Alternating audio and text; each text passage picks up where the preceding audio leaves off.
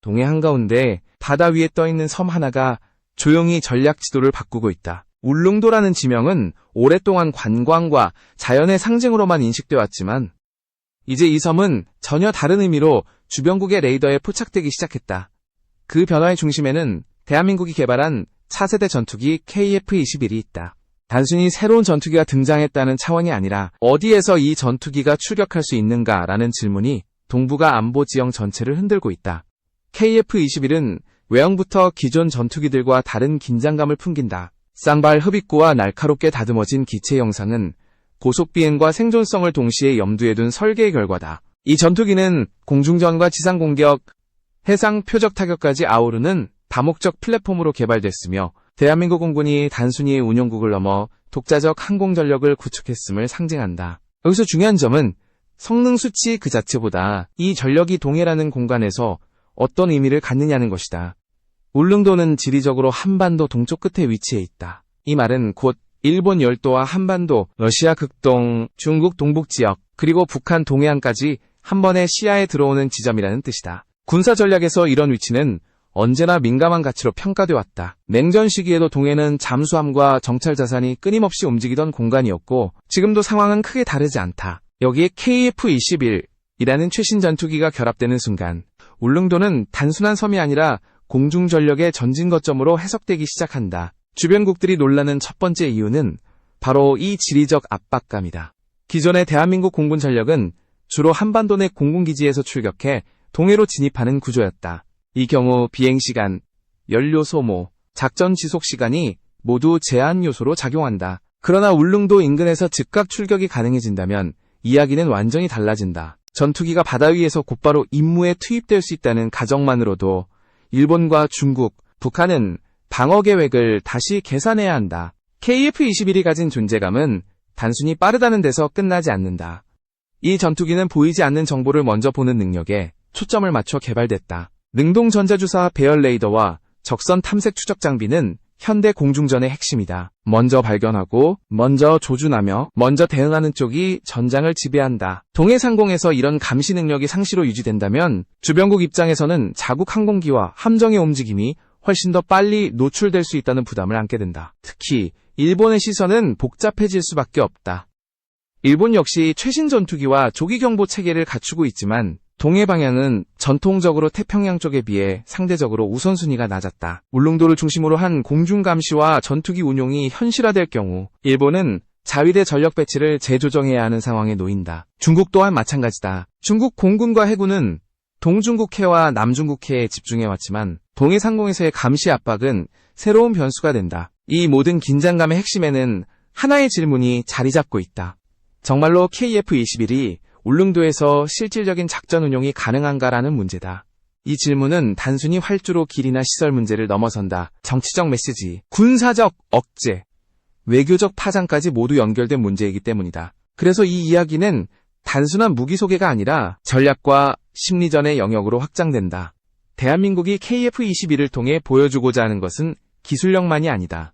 필요하다면 동해 한가운데에서도 주도권을 잡을 수 있다는 의지, 그리고 자국 방위와 주변 해역 안정에 대한 명확한 메시지다. 울릉도라는 이름이 언급되는 순간 주변국이 긴장하는 이유는 바로 이 의지가 현실적인 전력으로 다가오기 때문이다. 이제 관심은 자연스럽게 다음 단계로 옮겨간다.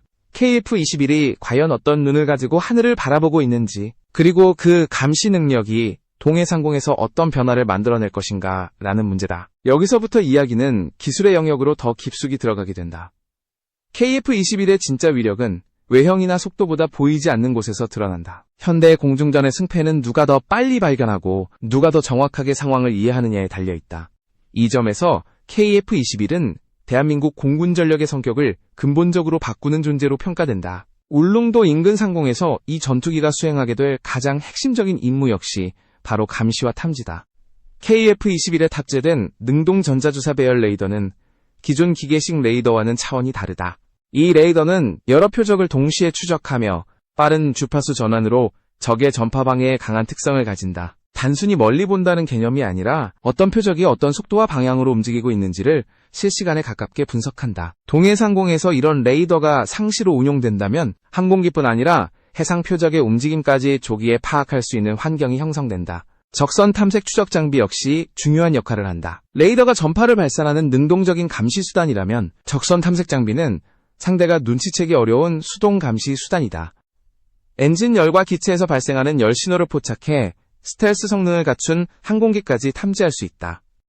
이는 전자전 환경이 복잡해질수록 더욱 중요한 요소로 작용한다. 울릉도 주변에서 이런 감시 체계가 결합될 경우 동해상공은 사실상 투명한 공간에 가까워진다. 이 감시 능력이 의미하는 바는 단순한 방어를 넘어선다. 상대의 움직임을 먼저 인지한다는 것은 필요할 경우 언제든 대응할 수 있는 선택지를 확보한다는 뜻이다. 이는 즉각적인 공격을 의미하지 않는다. 오히려 상대에게 불확실성과 부담을 주는 억제 효과가 더 크다. 일본과 중국, 북한 모두 자국 항공기와 해군 전력이 동해에서 어떤 수준으로 노출될 수 있는지를 다시 계산해야 한다. 특히 해상작전과의 연계는 주목할 부분이다. 동해는 잠수함과 수상함 활동이 빈번한 해역이다.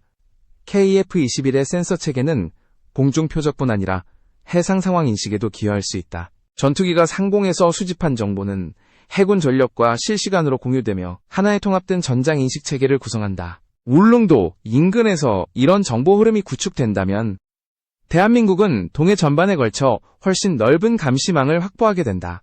주변국 입장에서 가장 부담스러운 점은 이 모든 과정이 눈에 띄지 않게 진행될 수 있다는 사실이다. 대규모 병력 이동이나 공개적인 군사훈련이 없어도 KF-21의 센서가 동해상공에서 조용히 정보를 수집하는 것만으로도 전략 환경은 달라진다. 이는 군사력의 과시가 아니라 능력의 존재 자체로 상대를 압박하는 방식이다. 결국 KF-21의 눈은 단순한 장비가 아니라 전략적 메시지다. 대한민국은 더 이상 수동적으로 상황을 지켜보는 입장이 아니라 동해에서 발생하는 모든 변화를 주도적으로 파악하고 대응할 수 있는 위치에 서게 된다. 이 감시 능력이 실질적인 전투력으로 이어질 때 다음 단계는 자연스럽게 무장과 타격 능력으로 확장된다. 이제 시선은 KF-21이 어떤 무기를 들고 하늘에 오를 수 있는지로 옮겨가게 된다. 감시와 탐지가 전장의 눈이라면 무장은 그 눈이 내려야 할 결단이다. KF-21은 단순히 정보를 수집하는 플랫폼에 머물지 않는다. 이 전투기는 상황에 따라 즉각적인 타격으로 이어질 수 있는 실질적인 전투 능력을 갖추도록 설계됐다. 울릉도 인근에서 KF-21이 주는 압박감의 핵심 역시 필요하다면 곧바로 무력 대응이 가능하다는 점에 있다. KF-21의 무장체계에서 가장 주목되는 부분은 한국형 독자무기의 비중이다. 대한민국은 오랜 기간 외국산 무기에 의존해왔지만 KF-21과 함께 자국 기술로 개발한 공대공 미사일과 공대지 무장을 통합하는 단계에 들어섰다. 이는 단순한 국산화가 아니라 작전 운용의 주도권을 스스로 쥐겠다는 의미다. 무기 통합 과정에서 발생할 수 있는 외교적 제약과 운용 제한을 최소화할 수 있기 때문이다. 초음속 공대공 미사일은 동해상공에서의 공중 우세를 뒷받침하는 핵심 수단이다. 적 항공기를 멀리서 요격할 수 있는 능력은 단순한 방어가 아니라 상대의 접근 자체를 억제하는 효과를 낸다. 여기에 정밀 유도 공대지 무장이 결합되면 해안과 해상 표적에 대한 대응 범위는 더욱 넓어진다. 울릉도 주변 해역에서 발생할 수 있는 다양한 상황에 대해 KF-21은 선택 가능한 대응 수단을 다층적으로 확보하게 된다. 중요한 점은 이러한 무장이 단독으로 운용되지 않는다는 사실이다. KF-21은 네트워크 중심 전장의 개념에 맞춰 설계된 전투기다. 감시자산, 지상지휘소, 해군 전력과 실시간으로 정보를 공유하며 하나의 전투 체계로 움직인다. 전투기가 수집한 정보는 곧바로 다른 전력의 무장 사용으로 이어질 수 있고 반대로 다른 자산이 제공한 정보가 KF-21의 타격으로 연결될 수도 있다. 울릉도 인근에서 이런 통합 운용이 가능해질 경우 동해는 단일 전장이 아니라 복합 전장으로 변모한다. 주변국이 불안해하는 이유는 바로 이 통합성에 있다. 개별 전투기 한 대의 성능을 넘어 전체 시스템이 만들어내는 효과는 예측하기 훨씬 어렵다. 일본과 중국, 북한은 단순히 KF-21 몇 대가 배치됐는지를 따지는 것이 아니라 이 전투기가 어떤 무장을, 어떤 정보체계와 결합해 운용되는지를 분석해야 한다. 이는 방어 계획을 훨씬 복잡하게 만든다. 또 하나 주목할 부분은 확장성이다. KF-21은 초기 운용 단계에서부터 향후 성능 개량을 염두에 두고 개발됐다. 이는 현재 공개된 무장에 그치지 않고 미래의 고속 무기와 정밀 타격 수단이 통합될 가능성을 의미한다. 이런 여지는 주변국 입장에서 가장 불확실한 요소다. 지금 당장의 위협뿐 아니라 몇 년 뒤 어떤 전력이 될지를 가늠해야 하기 때문이다. 결국 KF-21의 무장은 단순한 화력이 아니라 전략적 선택지다. 울릉도라는 공간에서 이 전투기가 가진 무장과 네트워크 능력은 동해 전반의 군사 균형을 다시 그리게 만든다. 이제 다음으로 남은 질문은 하나다. 이런 전력이 실제로 울릉도에서 운용될 수 있는 조건은 무엇인가라는 문제다. 그 핵심에는 활주로와 기지라는 현실적인 요소가 놓여 있다. 모든 전략과 전력은 결국 현실적인 조건 위에서만 성립한다. 아무리 성능이 뛰어난 전투기라도 이륙하고 착륙할 수 있는 물리적 기반이 없다면 전장은 책상 위의 가정에 불과하다. 그래서 KF-21과 울릉도가 함께 언급될 때 가장 먼저 제기되는 논점은 활주로다. 울릉공항이라는 이름이 등장하는 순간 군사적 해석과 기술적 현실이 정면으로 충돌한다. 울릉공항은 본래 민간 항공 수요를 충족하기 위한 인프라로 계획됐다. 험준한 지형과 제한된 공간 속에서 활주로를 확보해야 했고, 이는 자연스럽게 길이와 운용 조건에 대한 논란으로 이어졌다. 군사적 관점에서 보면 활주로 길이는 단순한 숫자가 아니다. 항공기의 중량, 연료 탑재량, 무장 상태, 기상 조건까지 모두 이 수치와 연결된다.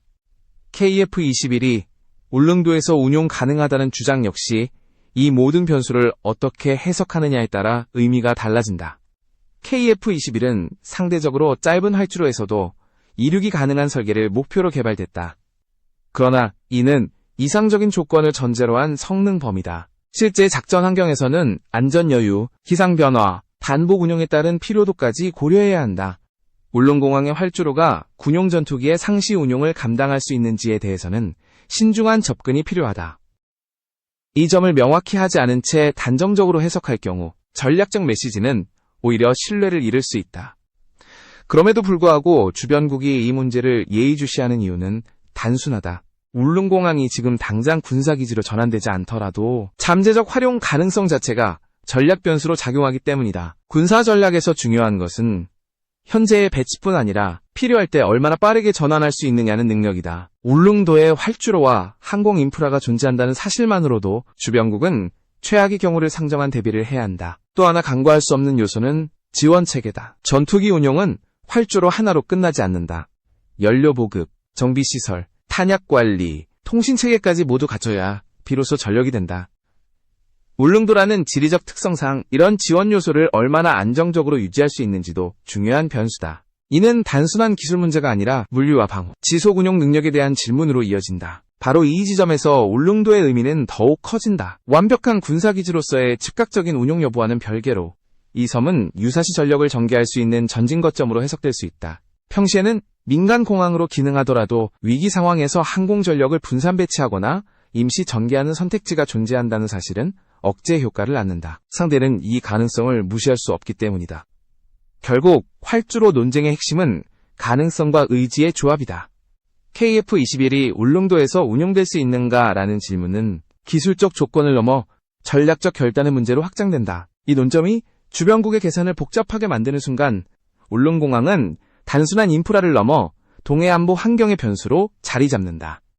이제 시선은 자연스럽게 이런 변수에 대해 주변국들이 어떤 반응을 보일 수밖에 없는지로 이동하게 된다. 울릉도와 KF-21이 하나의 문장 안에 묶이는 순간 가장 먼저 계산기를 두드리게 되는 쪽은 주변국들이다. 군사 전략에서 새로운 변수는 언제나 최악의 시나리오를 기준으로 평가된다. 실제로 배치가 이루어졌는지 여부보다 배치될 수 있는 가능성 자체가 위협으로 간주되기 때문이다. 울릉공항과 KF-21의 조합은 일본, 중국, 북한 모두에게 각기 다른 방식의 압박으로 작용한다. 일본의 경우 동해 방향의 방어구도 재검토가 불가피해진다. 일본은 오랫동안 태평양과 서태평양을 중심으로 공중방어 체계를 구축해왔다. 울릉도를 기준으로 한 KF-21 운용 가능성은 일본 항공자위대에게 새로운 감시축을 고려하게 만든다. 이는 단순히 전투기 몇 대의 문제가 아니라 조기경보 자산과 요격 체계, 항공기 순찰 패턴 전반을 다시 설계해야 한다는 의미다. 특히 동해 상공에서의 공중우세 경쟁은 일본에게 익숙하지 않은 영역이 될 수 있다. 중국의 반응은 보다 구조적이다. 중국은 해군과 공군 전력을 통해 해양 접근을 확대하는 전략을 꾸준히 추진해왔다. 동해는 중국 입장에서 핵심 전장이라기보다는 주변부에 가까운 해역이었지만 KF-21의 감시와 타격 범위가 이 지역까지 자연스럽게 연결될 경우 상황은 달라진다. 중국은 자국 항공기와 함정의 활동이 더 넓은 범위에서 감시될 수 있다는 점을 고려해야 하며 이는 작전 자유도를 제한하는 요인으로 작용한다. 북한에게 울릉도는 더욱 민감한 존재다. 북한은 동해를 통해 미사일 시험과 해상 기동을 반복해왔다. 이 과정에서 정보 노출을 최소화하는 것이 중요했다. 그러나 KF-21이 동해 상공에서 상시적인 감시와 대응 능력을 유지할 수 있다는 인식이 확산될 경우 북한의 행동은 더욱 제약을 받게 된다. 단순히 군사적 위협이 아니라 행동 하나하나가 즉각적으로 포착될 수 있다는 심리적 압박이 더 큰 효과를 낳는다. 이 세 국가의 공통점은 하나다. 울릉도에서 출격할 수 있는 KF-21을 가정한 순간 방어와 대응 비용이 급격히 증가한다는 사실이다. 전력 배치를 늘려야 하고 경계 범위를 넓혀야 하며 정보 자산의 운용도 복잡해진다. 이는 실제 충돌이 없어도 지속적인 자원 소모로 이어진다. 바로 이 지점에서 KF-21과 울릉도의 결합은 강력한 억제 효과를 발휘한다. 주목할 점은 대한민국이 이를 과시할 필요조차 없다는 것이다. 공개적인 배치 선언이나 대규모 훈련 없이도 가능성 자체가 메시지가 된다. 상대는 항상 최악의 상황을 상정해야 하기 때문에 조용한 변화일수록 더 큰 부담으로 작용한다. 이는 현대 군사 전략에서 가장 효율적인 압박 방식 중 하나다. 결국 주변국들의 반응은 하나의 결론으로 수렴한다. 울릉도는 더 이상 지도 위의 외딴 섬이 아니며 KF-21은 단순한 차세대 전투기가 아니라 동해 전략 환경을 재편하는 요소라는 인식이다. 이제 남은 것은 이 모든 요소를 종합했을 때 대한민국이 어떤 메시지를 던지고 있으며 앞으로 어떤 선택지를 갖게 되는가라는 질문이다. 그 답은 최종적인 전략적 의미를 짚는 단계에서 드러나게 된다. 지금까지의 모든 논의는 하나의 결론으로 수렴한다. KF-21과 울릉도는 각각 존재할 때보다 함께 언급될 때 훨씬 큰 전략적 의미를 만들어낸다는 점이다. 이는 실제 배치 여부를 떠나 동해 안보 환경에서 대한민국이 어떤 위치에 서 있는지를 분명히 보여준다. 기술, 지리, 의지가 결합될 때 군사 전략은 단순한 숫자를 넘어 심리와 계산의 영역으로 확장된다.